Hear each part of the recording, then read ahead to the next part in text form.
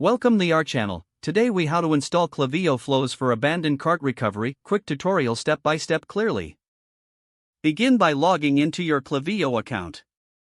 Navigate to the flows section from the dashboard. Click on the Create Flow button. Select Create from Scratch for a custom setup. Name your flow, for example, Abandoned Cart Recovery. Click Create Flow to proceed.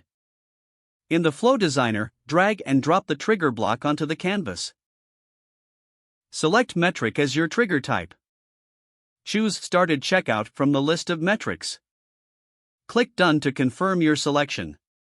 Next, add a time delay block to the flow. Set the time delay to 1 hour.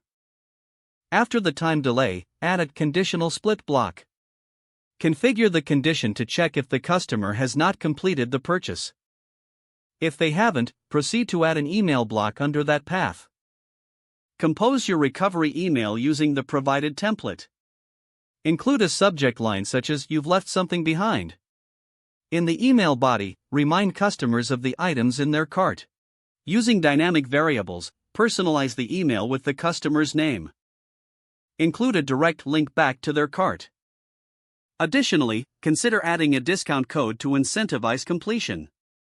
After finishing the email, connect the blocks to ensure the flow works smoothly. Save your flow to avoid losing any changes. Next, click on the Activate button to start using your flow. Conduct a test by simulating an abandoned cart scenario. Monitor the results to refine your emails and timings as needed. Adjust any settings based on your test results for improved performance. This setup will help you recover lost sales effectively.